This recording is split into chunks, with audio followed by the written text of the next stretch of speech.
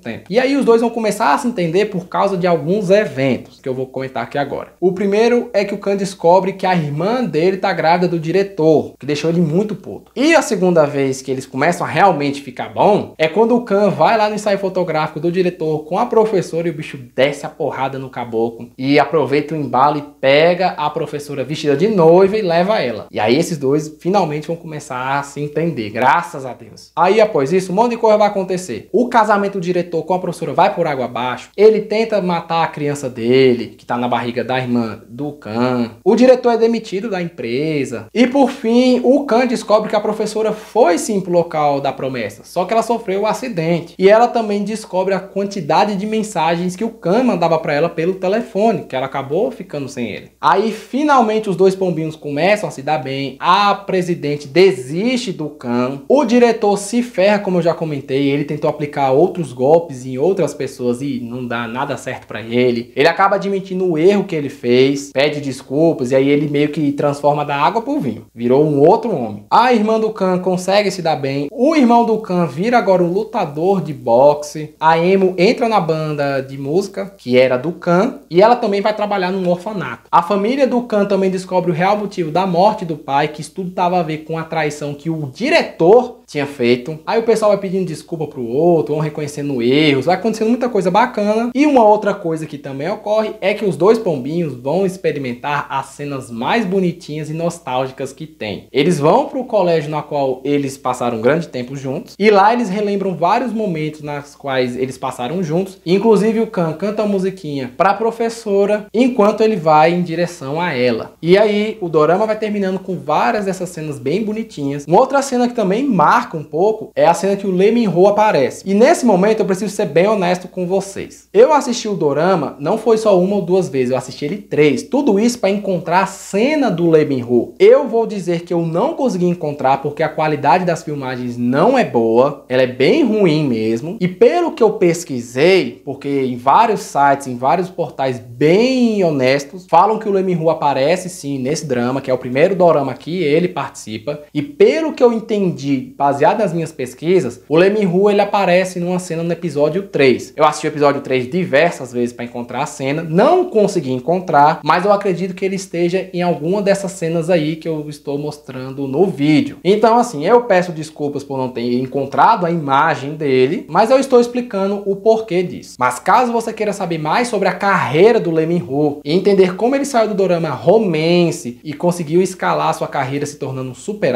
idol, eu já fiz um vídeo sobre isso que eu vou deixar aqui para vocês assistirem. Então vão lá e assistam, que eu estou aguardando vocês lá.